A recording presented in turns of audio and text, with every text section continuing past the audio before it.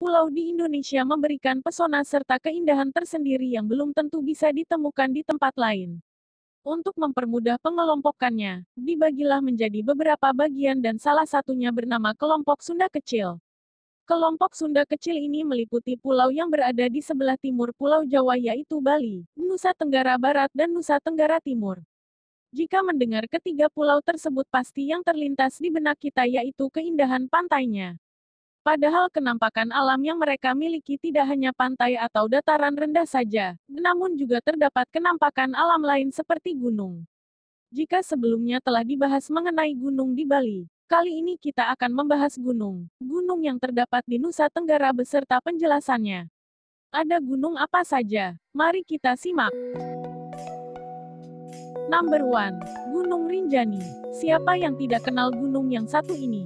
Gunung yang berada di Nusa Tenggara Barat ini ternyata masuk ke dalam daftar gunung tertinggi ketiga di Indonesia setelah Gunung Kerinci di Sumatera dan Gunung Puncak Jaya di Papua.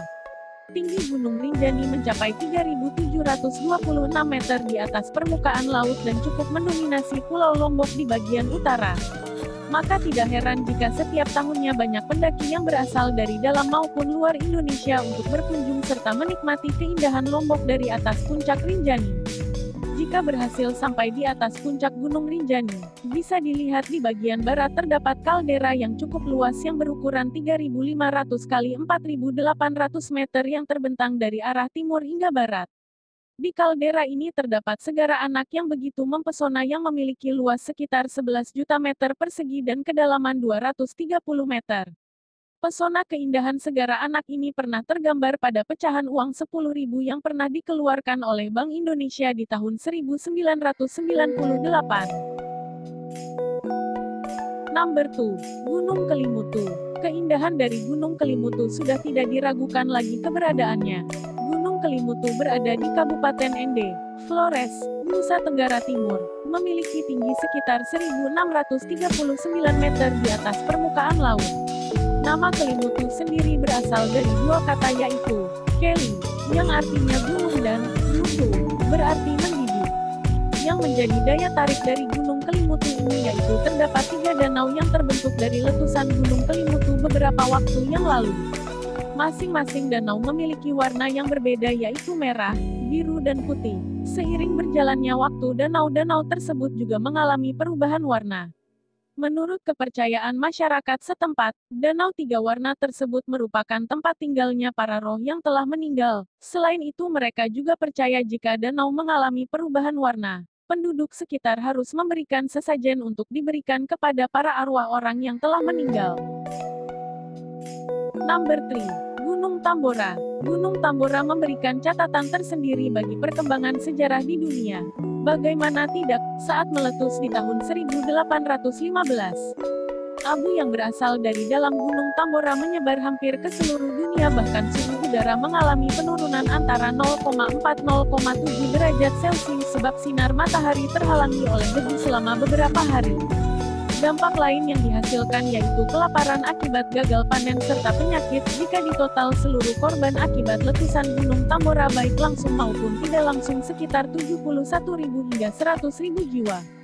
Diketahui tinggi Gunung Tambora sebelum meletus yaitu 4.300 meter dan sekarang telah berkurang menjadi 2.722 meter di atas permukaan laut. Meskipun begitu keindahan Gunung Tambora bisa kita rasakan seperti hutan dataran rendahnya hingga pegunungannya. Pada tanggal 11 April tahun 2015 Gunung Tambora yang berada di Sumbawa ini telah tercatat sebagai Taman Nasional Tambora.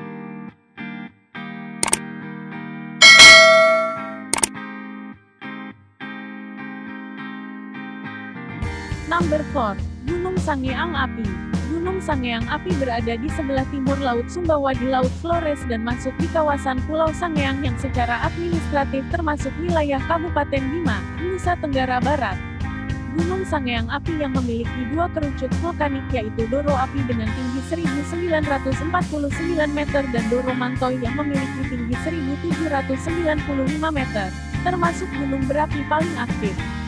Letusan pertama pernah terjadi pada tahun 1512 dan di tahun 1989 pernah mengalami letusan hingga 17 kali. dan pernah meletus kembali di tahun 2012 di bulan Desember dan Mei tahun 2014. Number 5. Gunung Igon. Gunung Igon pernah menjadi gunung api yang pernah meletus dengan cukup dahsyat. Hal itu terbukti dari adanya kawah yang cukup luas dan lebar.